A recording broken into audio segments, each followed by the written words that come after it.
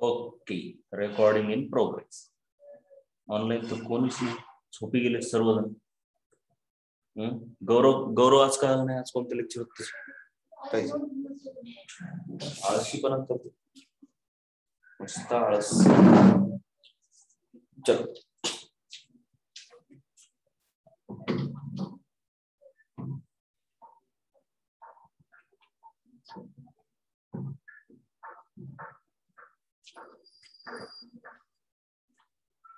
तर बघा, आपण बघितलं होतं वॉटरचा हिटिंग कर, बरोबर आहे का?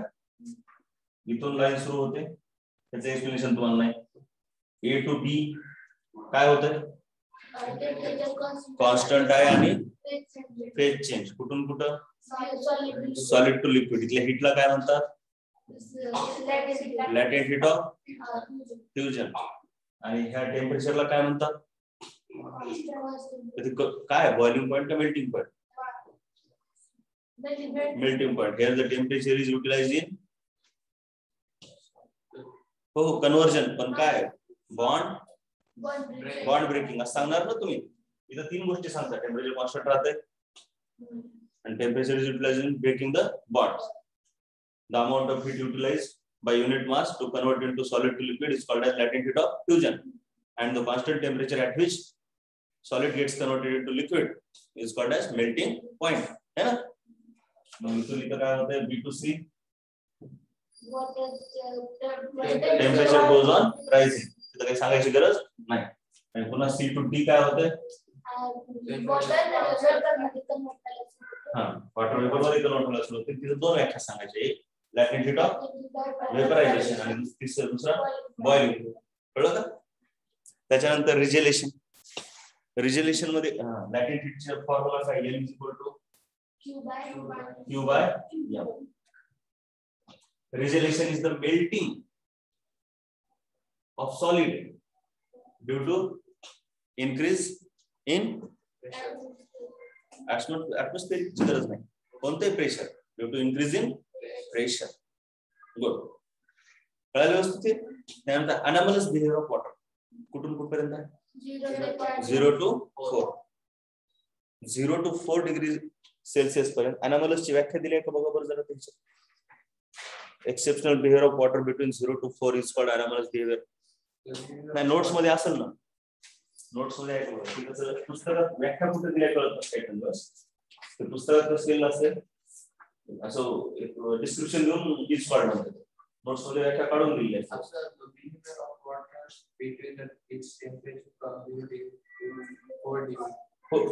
तरी मला असं काहीतरी असतं हे. म्हणजे पूर्ण सांगावं नुसतं 0 ते 4 म्हणून जमणार आहे का? नाही. पण त्यात काय होते ते पण सांगा. मग generally liquid expand on heating and contract on cooling, but water between 0 to 4 contract on heating, बरोबर, आणि expand on cooling.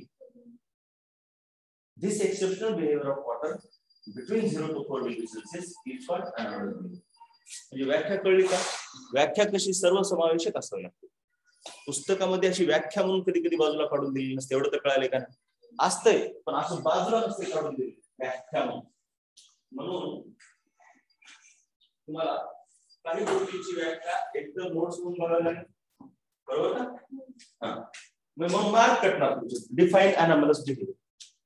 Exceptional behaviour between 0 to 4 is called anomalous behaviour. असं जर म्हटलं थोडस काय होऊ शकतं, कन्फ्युज करण्याचे असेल ना. पूर्ण डिटेल. अरे हिला ऍडमिट करावं लागेल ना, असं होईल का? शिट, ये हुआ. enable waiting.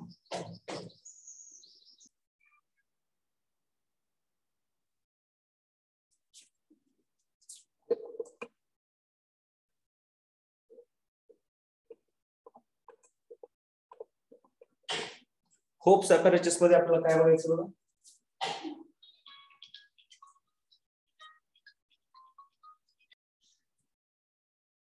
होप्स अपॅरेचस म्हणजे काहीच नाही, एक सिलेंडर आहे.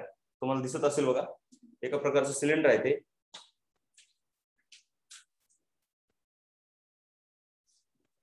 हे असं आणि ह्याच्यामध्ये पाणी ठेवलं, पाणी 12-13 डिग्री सेल्सिअसला आहे आणि ह्याच्या बाजूने एक असं सिलेंडर लावलं मोठं, आउटर सिलेंडर. त्याला नाव काय दिले? बाहेरच्याला काय नाव दिले का? त्याच्यामध्ये फ्रीजिंग मिक्सचर आहे, म्हणजे बर्फ टाकलाय. काय टाकलाय? बर्फ. इथं बर्फ टाकला. एवढं कळलं का बाबा? इथपर्यंत कळलं? आतमधल्यामध्ये पाणी, आपण ह्याला म्हणूया ए, ह्याला म्हणूया बी बाहेरचं, आहे का? आणि इथे एक थर्मोमीटर लावलंय, त्याचं टेम्परेचर T2 म्हटले आणि हे जे काही टेम्परेचर मोजायला त्याला T1 म्हटलं. ठीक आहे. दोन थर्मोमीटर कुठे लावले कळलं? वर एक खाली. कळलं? ए मध्येच लावले दोन्ही पण. पहिल्यांदा हे सेटअप कळलं. आता जसंच आपण ह्याच्यामध्ये फ्रीजिंग मिक्सचर टाकतो, पाणी थंड व्हायला लागतं. आपण काय करूया? 3 रिजन करूया. एक अप्पर रिजन, एक लोअर रिजन आणि एक मिडल रिजन. एवढं कळलं? बरं. सुरुवातीला पाणी 12 वर आहे, 12 वर आहे, दोन्हीचे पाणी 12 डिग्री सेल्सिअस नियरली. इथं आपण 4 ची लाईन काढूया, 4 डिग्री सेल्सिअस आणि इथं 0. ठीक आहे. हे ऑफकोर्स टेम्परेचर आहे इकडे, आणि इकडं टाइम आहे. मग सर्वात पहिले पाणी हळूहळू थंड होते. इथलं ह्या मिडल पोर्शन मधलं सिलेंडर ए ची बाजू बी मुळे थंड आहे. इथून आता हे ह्याला हीट द्या, म्हणजे ह्याची हीट काढून घेणार म्हणून थंड होणार. म्हणून थोडस मेल्ट झालं की इथून मेल्ट झालेलं काढून टाकायचं बाहेर. म्हणून इथे असं चंबू लावलं. बरोबर आहे? मेल्ट झाले. महत्वाचं काय? मिडल पॉइंटचं पाणी थंड होणार अगोदर. थंड झालं कॉन्ट्रॅक्ट होणार नीट. 12 पासून 4 पर्यंत पाणी नॉर्मल काम करते, माहिती आहे. हे अनॉमलस बिहेवियर ऑफ वॉटर प्रूव्ह करण्यासाठी हे होप्स ॲपॅरेचस आहे. कोणता ॲपॅरेचस? होप्स. ॲपॅरेचस म्हणजे वस्तू. एकच होप्स ॲपॅरेचस. पहिलं पाणी थंड झालं. थंड झाल्यावर कॉन्ट्रॅक्ट 4 पर्यंत टेन्शन घ्यायचं नाही. 12 पासून 4 पर्यंत टेन्शन घ्यायचं का? टेन्शन कुठं आहे? 4 ते 0 उलट काम करतं. मग पाणी थंड झाल्यावर कॉन्ट्रॅक्ट होईल. कॉन्ट्रॅक्ट झालेलं पाणी कुठं जाईल? वर जाईल खाली? नाही, नीट विचार करा. कॉन्ट्रॅक्ट झाल्यावर डेन्सिटी वाढते ना, कारण डेन्सिटी काय? Mass upon contract. तू पहिल्यापासून कसं असणार तुला तरी? तुझं कसं राहिलं? घरी चुकून राहिलीस का? तुला कळेल का? पण आता पहिल्यापासून केलीस का तू हे चॅप्टर? मग आज तुला होप्स ॲपॅरेचस सुरू झाले. अनॉमलस बिहेवियर वगैरे बघितलीस? ठीक आहे, कळतं. ठीक आहे, काय अडचण नाही.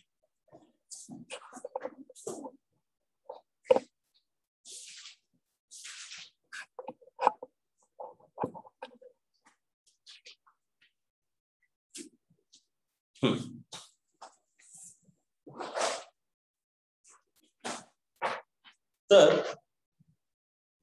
इथपर्यंत लक्षात आलं. मग पाणी खाली डेन्सिटी वाढते एवढं कळलं.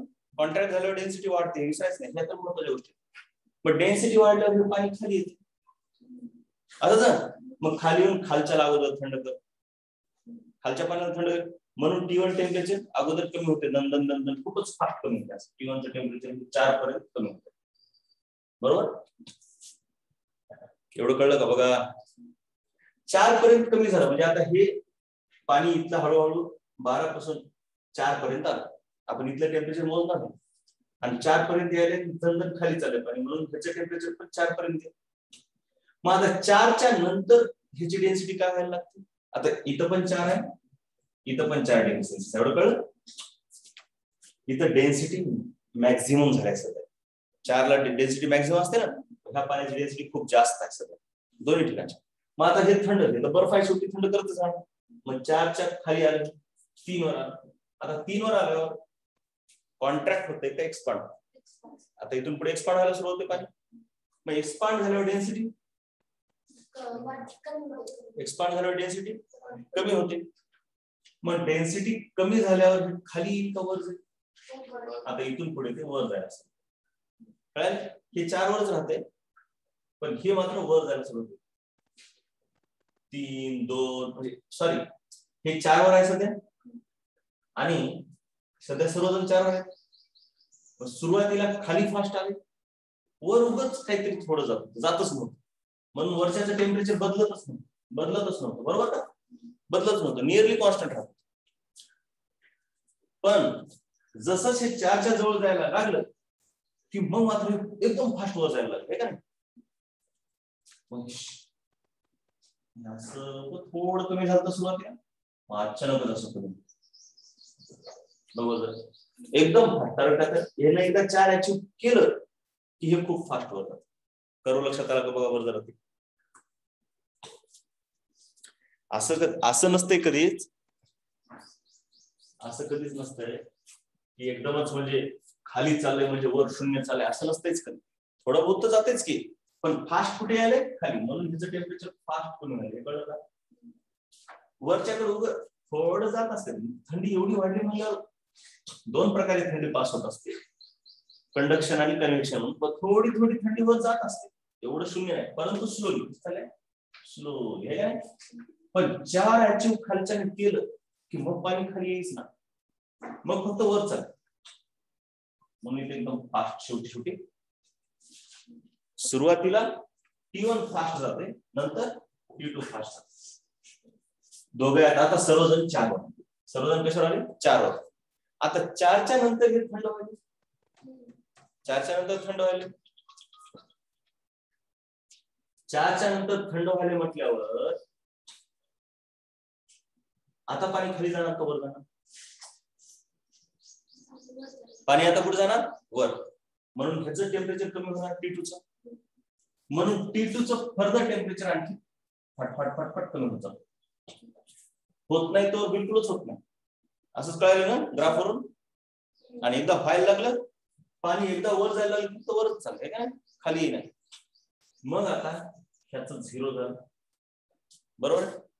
पण ह्याच्याकडे बिलकुल येत नाही असे नसते. ह्याच्याकडे हळूहळू स्लोली येत असते. आता हे एकदा 0 झाल्यावर ते बर्फच बनायला लागते ना. मग हळूहळू आता पाणी एकदा ह्याला 0 केलं वरच्याला 0 केलं की मग पाणी इथलं खाली येऊन ह्याला 0 करतं.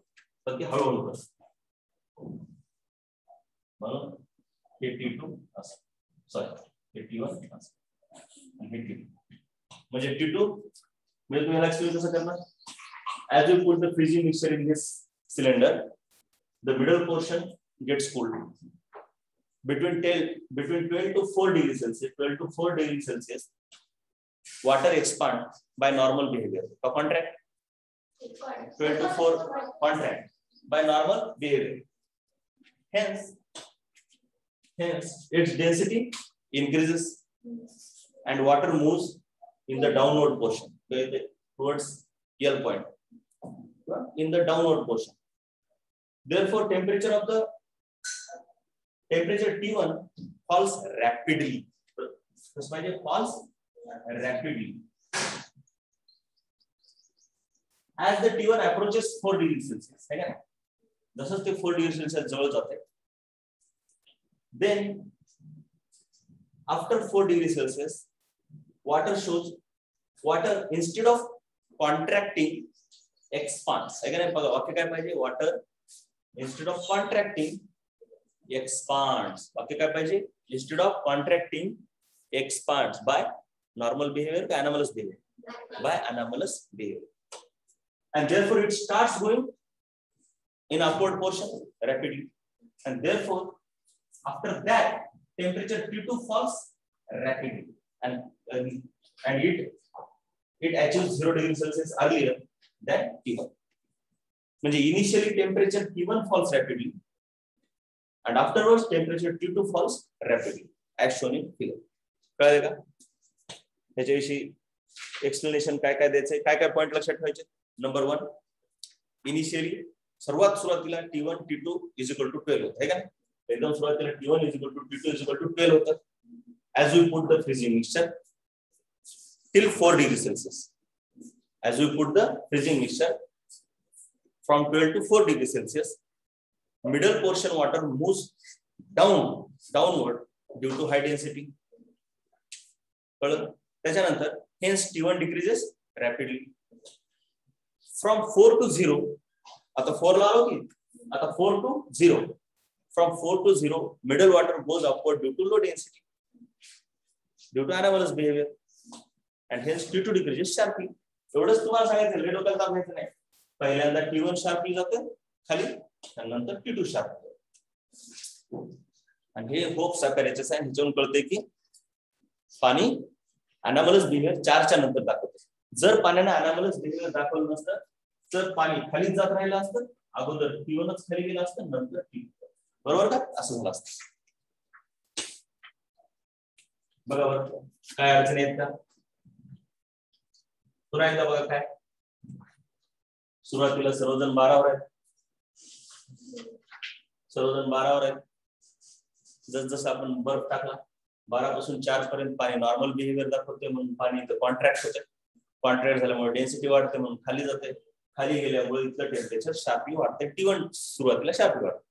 But after 4 degrees Celsius come between 4 to 0, water shows anomalous behavior. किंवा water expands. बरोबर आहे? Instead of contracting, hence its density decreases, and therefore it moves upward, and hence temperature T2 falls sharply afterwards. This shows that water shows anomalous behavior between 0 to 4, or 4 to 0. Hope's apparatus is used to prove the anomalous behavior of water. बरोबर आहे ना?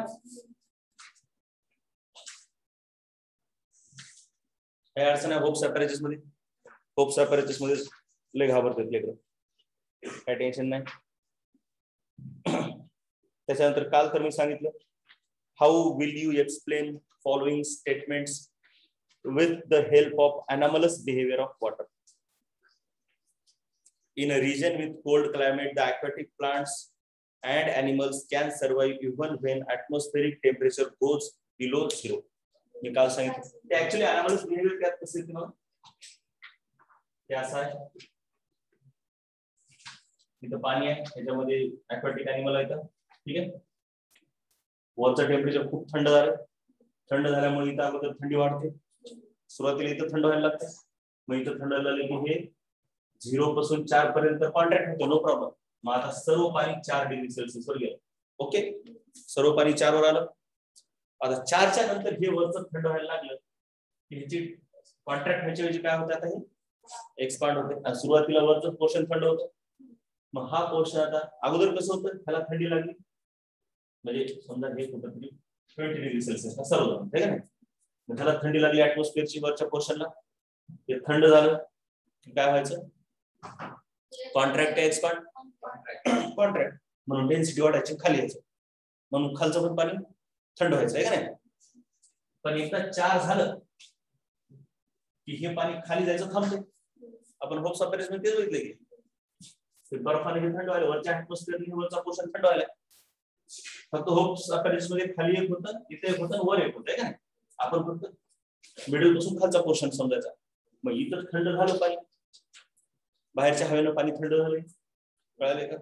हे पाणी थंड झालं की आता expand व्हायचे, कॉन्ट्रॅक्ट व्हायचे काय होणार, एक्सपांड, आणि म्हणून याची डेन्सिटी कमी होणार, आणि म्हणून ते वरच तरंगत राहणार, आणि 0 डिग्री सेल्सिअसचा बर्फ असं तरंगत राहणार. आणि एकदा बर्फ तयार झाला की बर्फामधून हीट घुसू शकत नाही, कारण ते इन्सुलेटर आहे. So ice slab acts as insulator.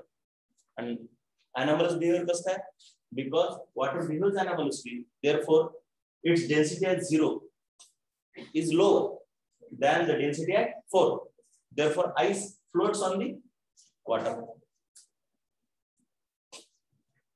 and it acts as insulator. हे महत्त्वाचं आहे, insulator to the heat. मग आता इथून खाली हीट म्हणजे इथून थंडी येऊ शकत नाही किंवा इथली हीट बाहेर जाऊ शकत नाही, म्हणून हे पाणी 4 वर तुम्हाला जवळपास सापडेल, 4 च्या जवळपास. ठीक आहे. दुसऱ्याच उत्तर दिलं, in cold regions in winter the pipes of water supply break and even rocks crack. थंडीमध्ये रॉक्स वगैरे का क्रॅक होतात सांगितलं, ते पण anomalous behavior आहे. आधी पाणी पडतंय, ते पाणी 0 ला असते, ते मावते त्याच्यामध्ये, सॉरी 4 ला असते समजा, पण नंतर काय होते, थंडी पडल्यामुळे ते एक्सपांड होते. 0 ते 4 मध्ये पाणी एक्सपांड होते, त्याच्यामुळे बॉटल क्रॅक होतात, पाईपलाईन क्रॅक होतात. त्या फॉरेन कंट्रीज मधल्या पाईपलाईन पण त्या बर्फामुळे क्रॅक होतात आणि रॉक्स देखील क्रॅक होतात. हे सर्व अनॅमलस बिहेवियरमुळे कळाले का? म्हणजे आता एकंदरीत कळलं तुम्हाला हे सर्व. मग पुढे चलू मी. आता पुढे आहे डेव पॉइंट अँड ह्युमिडिटी. बघा, डेव पॉइंट म्हणजे काय? ही तुमची जमीन आहे, त्याच्यावर एक डोक्याचं पात्र आहे, हे तुमचं ऍटमॉस्फिअर आहे इकडचं, आहे का नाही? आणि ह्या ऍटमॉस्फिअर मध्ये अशी हवा आहे, असते ना हवा, आणि तिच्यामध्ये थोड्या पाण्याच्या वाफा पण असतात ना. So the water content is called humidity. Water content in the air is called humidity. आर्द्रता. काय म्हणायचं रे? आर्द्रता. ठीक आहे, तू जर पुढे बसला असता ना, आर्द्रता. So humidity is the moisture or water vapors in the atmosphere. एवढं कळलं का हे? Now water holding capacity. हवेची वॉटर होल्डिंग कॅपॅसिटी तिच्या टेम्परेचरवर डिपेंड करते. म्हणजे जेवढं तापमान जास्त तेवढं तिला हवा जास्त बसू शकते. आणि थंड हवेची वॉटर होल्डिंग कॅपॅसिटी जास्त नसते. कळलं का? गरम हवेमध्ये तुम्ही जास्त पाणी टाकू शकता. ओके, कळलं का काय? म्हणजे असं नसते की हवेमध्ये किती पाणी बसते. कळलं का? जेवढी गरम हवा तिच्यामध्ये जास्त पाणी शोषून घेण्याची ताकद असते. बघता ना तुम्ही, गरमी असेल तर कपडे लवकर वाळतात, कारण गरम हवेमध्ये पाण्याचे वेपर सामावून घेण्याची ताकद जास्त आहे, जास्त पाणी त्यात बसू शकते. आणि जर हवा थंड केली तर एवढं पाणी त्यात बसते का? नाही. मुळात हवा थंड केल्यावर काय होते ते बघूया. सर्वात पहिले water holding capacity. Water holding capacity is proportional to temperature. एवढं कळलं? वॉटर वेपर, वॉटर म्हणजे पाणी नसते, हे पाण्याच्या काय असतात? वाफ. आता हे एवढं पाणी सध्या ह्या हवेनं पकडलेलं आहे का नाही? हवा जास्त असते, पाणी कमी असते. मी उगाच दाखवलं, हवा खूप असते आणि वॉटर वेपर थोड्या असतात. जर आपण ह्या हवेला थंड केलं म्हणजे टेम्परेचर काय करलं आपण? कमी. मग तिची वॉटर होल्डिंग कॅपॅसिटी कमी व्हायला. एवढं कळलं का? मग वॉटर होल्डिंग आता काय असते? सहसा आपण इथे हवा आहे, इथं पाणी आहे आणि वर आहे हवा, पाणी आणि ही वर काय आहे? हवा आहे काय? ते पाणी हळूहळू वर वेपरच्या स्वरूपात. मग हे सुरुवातीला येऊ देते, ये म्हणते, काय अडचण नाही, कारण आणखी पोट भरलंय ना त्याचं.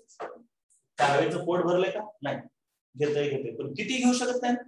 मग एका सिच्युएशन झाल्यानंतर त्या हवेचं पोट भरते, त्याच्या वर तिनं पाणी पिऊ शकते का? हवा पाणी पिते का त्याच्यावर? नाही. त्याला म्हणतात हवा सॅच्युरेट. काय झाली? सॅच्युरेट, संतृप्त झाली. त्याच्या वर तिनं काय करू शकत नाही आता? वॉटर वेपर होल्ड करू शकत नाही. Maximum water holding capacity reach झाली की त्याला म्हणतात सॅच्युरेट झालेली हवा, सॅच्युरेटेड एअर. जसं की सोल्युशन बनवताना आपण पाण्यामध्ये साखर टाकतो, किती टाकू शकत नाही. सुरुवातीला त्याला खाऊ शकते साखर, टाका टाका. एका वेळानंतर ते काय होते? शब्द काय वापरायचा त्याला? सोल्युशन कसं झालं म्हणायचं? सॅच्युरेट. त्याच्या पुढे सोल्यूट टाकता येतो का त्यात? नाही. टाकला की खाली पडतो, बुडाला जाऊन थांबतो. सॅच्युरेशनचा अर्थ कळला का रे? सॅच्युरेशन शब्द महत्वाचा आहे प्रत्येक गोष्टीला. आपलं पोट पण, आपण जेवण करतो, सुरुवातीला आपण जेवण करताना आपण अनसॅच्युरेटेड असतो. शब्द काय दुसरा? म्हणजे संतृप्त नसतो, आहे का नाही? अनसॅच्युरेटेड म्हणजे भुकेला, उपाशी, थर्स्टी, तहानलेला असं समजूया. मग खातो, हळूहळू आपलं पोट भरते, म्हणजे आपण हळूहळू सॅच्युरेट. फुल्ली सॅच्युरेट झालो की नंतर खातो का? नाही. कळालं व्यवस्थित? तसं हवेचा आपण ज्याच्यामध्ये पाणी भरतच गेलो की सॅच्युरेट होते शेवटी, बरोबर? हळूहळू सॅच्युरेट होईल का नाही? पाणी भरत गेल्यावर सॅच्युरेट. कळलं एवढं? पाणी भरत गेल्यावर सॅच्युरेट होईल शेवटी. त्याच्या उलट आता मी काय करतो, हवेला सॅच्युरेट करण्याचा एक दुसरा मार्ग आहे. समजा सध्या ही हवा सॅच्युरेटेड नाही, अशा वॉटर वेपर कमी येते का नाही, म्हणजे हिच्यात आणखी खाण्याची शक्यता आहे, आणखी पिऊ शकते. समजा हिची वॉटर होल्डिंग कॅपॅसिटी, नीट लक्ष द्या, आपण मॉलिक्युलच्या स्वरूपात घेऊया. टेम्परेचर आणि सॅच्युरेशन कॅपॅसिटी 10 डिग्री सेल्सिअसला हिनं 50 मॉलिक्युल धरू शकते समजा. 20 डिग्री सेल्सिअसला 70 मॉलिक्युल, 30 डिग्री सेल्सिअसला काहीतरी 80 मॉलिक्युल, 40 ला काहीतरी 100 मॉलिक्युल पकडू शकते. असंच आहे ना. आता समजा आपली हवा आहे 30 ला, 30 डिग्री सेल्सिअसला, तिच्यामध्ये 80 मॉलिक्युल बसू शकतात, राईट.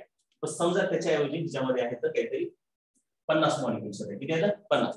तर मला हिला सॅच्युरेट करण्यासाठी किंवा 70 मॉलिक्युल किती आहे तिथं? 70. मला हिला सॅच्युरेट करण्यासाठी आणखी किती मॉलिक्युल टाकावं लागतील? 30 डिग्री सेल्सिअसला आहे सध्या 70 आहे, सॅच्युरेट करण्यासाठी 10 मॉलिक्युल टाकावं लागतील. म्हणजे मी हवेला सॅच्युरेट एका प्रकारे काय करू शकतो? सॅच्युरेट करण्याचा एक प्रकार add water, add water vapours. सध्या 70 आहे प्लस 10 किलो सॅच्युरेट झालं. दुसरी एक पद्धत आहे हवेला सॅच्युरेट करण्याची. व्हेरी गुड, असं कळत असतं. ऍक्च्युली हे लई लवकर लक्षात येत नाही. दुसरी एक पद्धत आहे हवेला सॅच्युरेट करण्याची, मी हिचं टेम्परेचर कमी करतो. मी 30 च्या ऐवजी हिचं जर टेम्परेचर 20 केलं, 30 च्या ऐवजी, तर ते 70 मध्ये सॅच्युरेट होतं. म्हणजे पोट भरण्याच्या दोन पद्धती, एक तर भाकर टाका किंवा पोटच कमी करा, मध्ये जाऊन ऑपरेशन करून. प्रत्येक लोक वेट लॉस करण्याचे काय काय काय काय थेरपी आहेत, लोक काही करतात. चरबी काढणे एक सुरू आहे आजकाल ऑपरेशन करून. दुसरं आहे की ऑपरेशन करून गेले पोटाचं, हे असते ना आपली इथे काय जठर, स्टमक, त्याला छोटं करायचं असं, बांधून टाकायचं. मोठं पोट हे भरल्यावर शेवटी खावं वाटत नाही ना. सो मी काय केले, हवेला सॅच्युरेट करण्याचा एक प्रकार आहे वेपर ऍड करा. दुसरा प्रकार आहे तुम्ही टेम्परेचर कमी करा. पावसाळ्यामध्ये, हिवाळ्यामध्ये ते, हिवाळ्यातली बघूया आपण काय होतं. समजा हिवाळ्यात दिवसाला टेम्परेचर 30 आहे, समजा, लगेच काढत बसू नका गुगलवर जाऊन. समजा हिवाळ्यामध्ये दिवसाला टेम्परेचर 30 आहे आणि हवेमध्ये पाणी असते समजा 70. ठीक आहे, 70 नाही 50च आहे समजा हिवाळ्यामध्ये.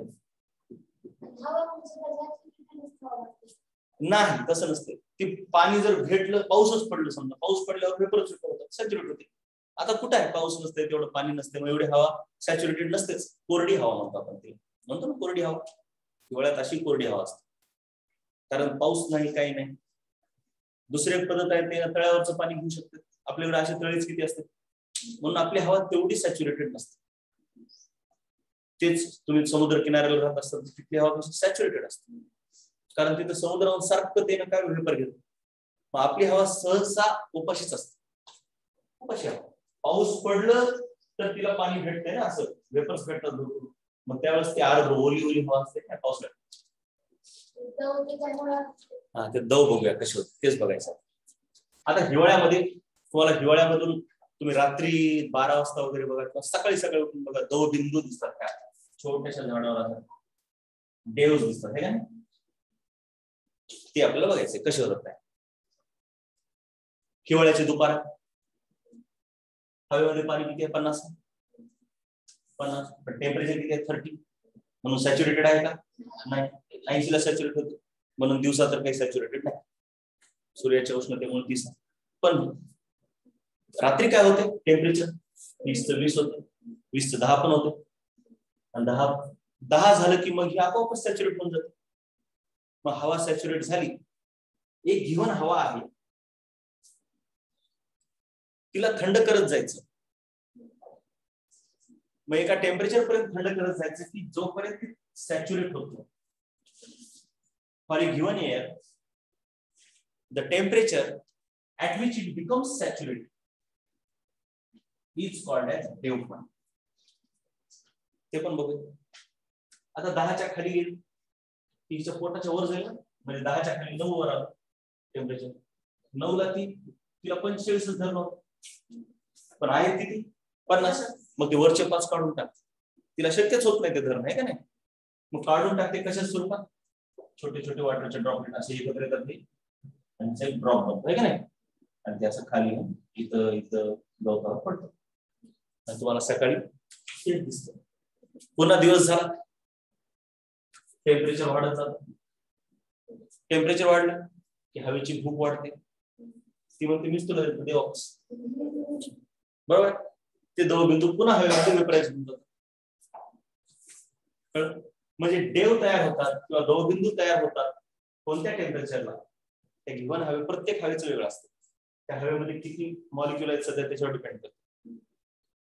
एखाद्या हवेमध्ये सुरुवातीला 80 च्या ऐवजी 100 असतील, ती वेगळी हवा आहे. मग तिचा डेव पॉइंट 50 झाली. आपल्या ह्या हवेत किती होते, सुरुवातीला 50 होते ना, 50 च्या ऐवजी 70 असतील दिवसालाच, तर तिचा डेव पॉइंट 20 लाच अचीव होईल.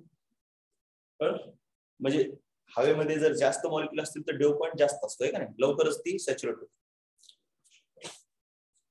सो डेव पॉइंट काय आहे? The temperature at which air becomes saturated.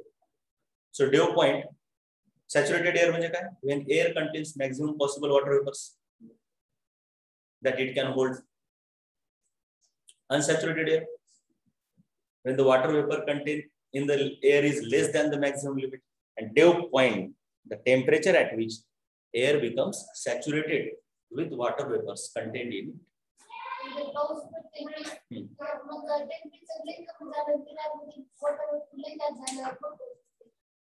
पाऊस पडण्याचे मेकॅनिझम वेगळे, ते तुझं बरोबर आहे, तेही बरोबर आहे, पण पाऊस पडण्याचे मेकॅनिझम एक नाही, बरेच आहे. पाऊस वेगळ्या प्रकारे पडते.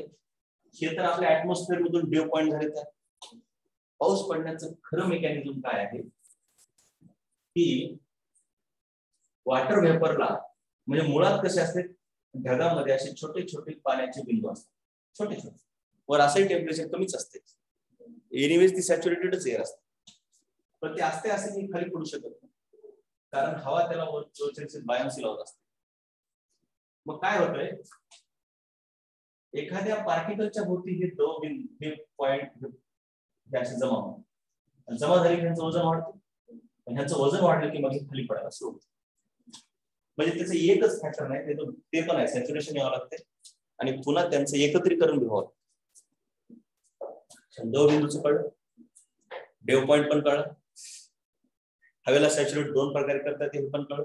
एक तर त्यात पाणी टाकून किंवा तिचं टेम्परेचर कमी करून. डेव पॉइंटच्या बाबतीत काय होतं, आपण पाणी टाकतो का टेम्परेचर कमी करत असतो? नाही, टेम्परेचर कमी करतोय ना. डेव पॉइंट कसा अचीव होतो हिवाळ्यात? पाणी थोडंच टाकतोय आपण, टेम्परेचर हळूहळू कमी होते आणि मग ती सॅच्युरेट होते. त्याच्यामुळे थंडी नसते, थंडीमुळे ती ऍक्शन, थंडीमुळेच ते डेव पॉइंट यायला ना, त्याच्यामुळे थंडी नाही. थंडी तर सूर्यामुळे, थंडी तर सूर्य खाली जातो म्हणून नाही, पृथ्वी अशी टिल्ट आहे, बरोबर? ते सूर्य, पृथ्वी अशी टिल्ट आहे ना, इकडून आली की दक्षिण गोलार्धाला गरमी भेटते, इकडून आलं की उत्तर गोलार्धाला भेटते. मग इकडून असलं की आपण तर खाली, आपण तर वर आहोत म्हणून आपल्याकडे उन्हाळा आहे, आणि तीच पृथ्वी इकडून गेली की आपण वर असतो, त्याच्यामुळे आपल्याकडे हिवाळा असतो. म्हणजे पृथ्वीच्या टिल्टिंगमुळे हिवाळा उन्हाळा असतो. थंडी डेव पॉइंटमुळे नाही बरं का, थंडीमुळे डेव पॉइंट याची. मग आता तुमच्याकडे दोन हवा आहेत, त्या हवेमध्ये 80 आहेत वॉटर मॉलिक्युल, त्या हवेमध्ये 50. त्या दोघांनाही सॅच्युरेट करण्याचं एक पद्धत काय, थंड करायचं. तर अगोदर डेव पॉइंट कोणाचा अचीव होईल? 80 वाल्याच. आणि डेव पॉइंट प्रत्येक हवेचा वेगळा असणार, एवढे कळाले. आता आपण ब्रेक घेऊया छोटासा. हा बघा,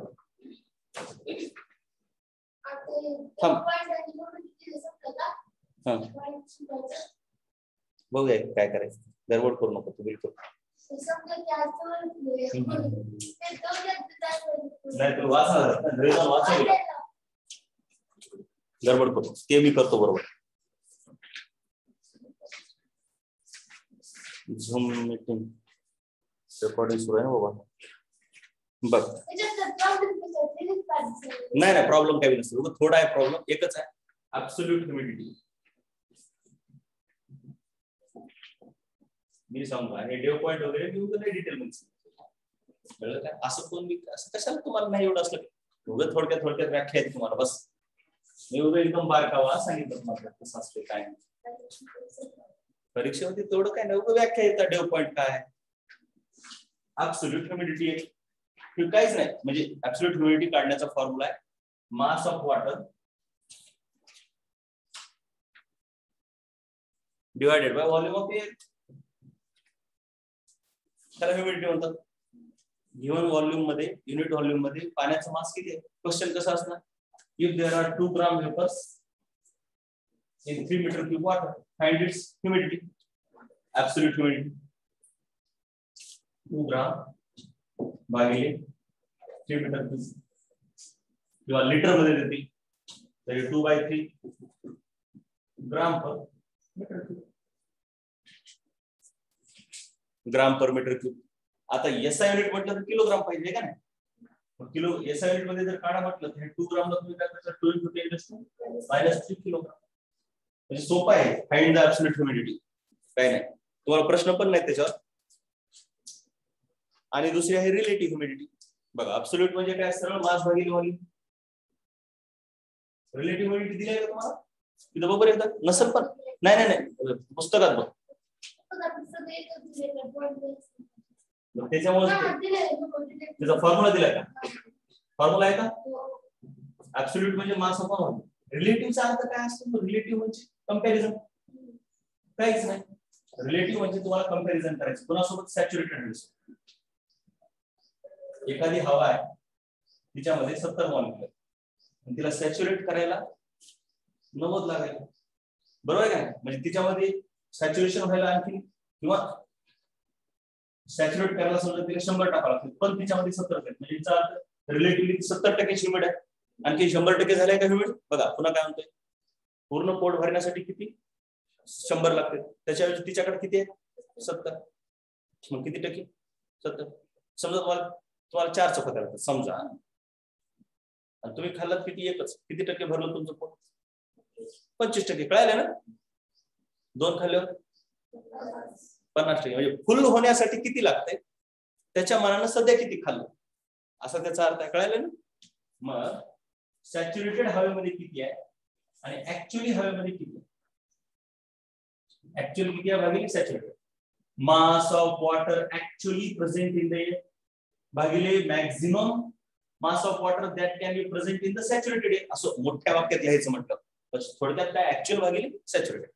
मग बघा बरं काय दिले व्याख्या जरा म्हणजे पर्सेंटेज करण्यासाठी. म्हणजे आता हे तर फ्रॅक्शन झालं ना मग ह्याला आपण 100 काय करणार पर्सेंटेज. मग एवढं मोठं काय दिलं actual mass of water vapour content in the air in a given volume आहे का नाही भागिले mass of vapour needed to make the air saturated in that volume. अर्थ तर कळला ना. बस तुम्हाला काही याच्यावर प्रॉब्लेम नाही. मी एक मनानं टाकलाय काही गरज नाही. फक्त तुम्हाला मेन काय ह्याच्यावर प्रॉब्लेम असतो असला तर ते पण मी तुम्हाला एक सांगितलं कसं आहे त्याचं मास देते त्याचं व्हॉल्यूम देते फाइंड ऍब्सोल्यूट ह्युमिडिटी म्हणतो.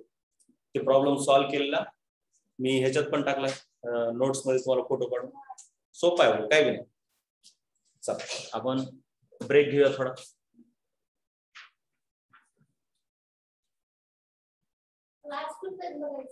हा बघूया काही काळजी करू आता तर कुठं आपल्याला 9:30 पर्यंत करायचं एवढंच लक्षात. आता 15 मिनिटाचा ब्रेक.